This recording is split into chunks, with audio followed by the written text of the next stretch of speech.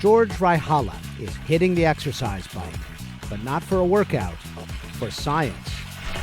That device strapped to his arm is a sweat biosensor. We are trying to solve a big challenge in getting biochemical access to the body. Anything that's in blood, you're going to find in sweat.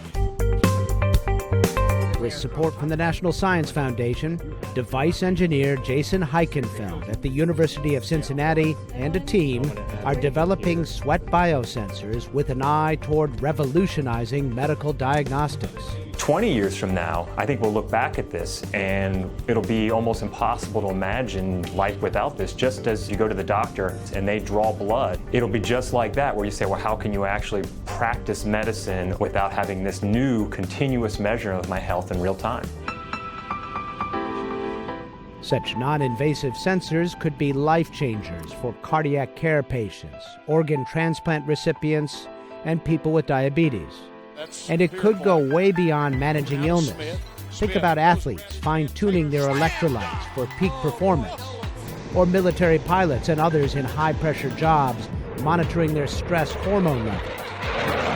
The challenge is designing a skin patch up to the job of sensing all those biochemicals, or analytes as they are called, and analyzing them in real time.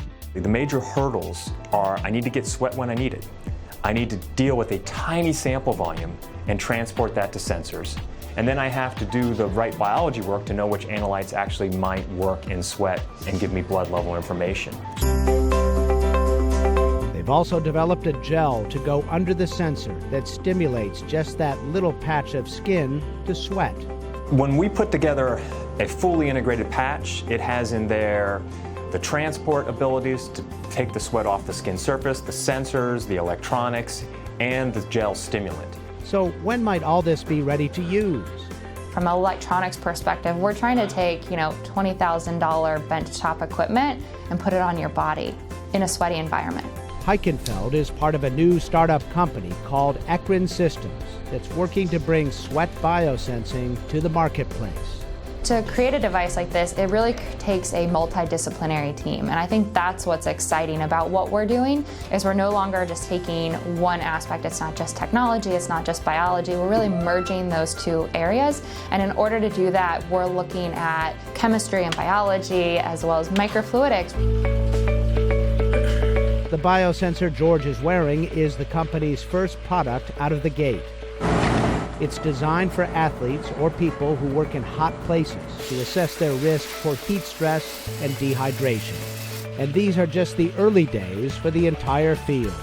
It's going to be interesting where this goes long term in terms of machine learning and artificial intelligence, because at some point you'll be measuring a bunch of these things. You won't be looking at the data specifically for any one of them, but you're looking at a big changing scatter plot of all this data and inferring information about the individual that you couldn't infer if you were just looking at one sensor signal alone. Designing sweat biosensors to take medical monitoring to the next level. For Science Nation, I'm Miles O'Brien.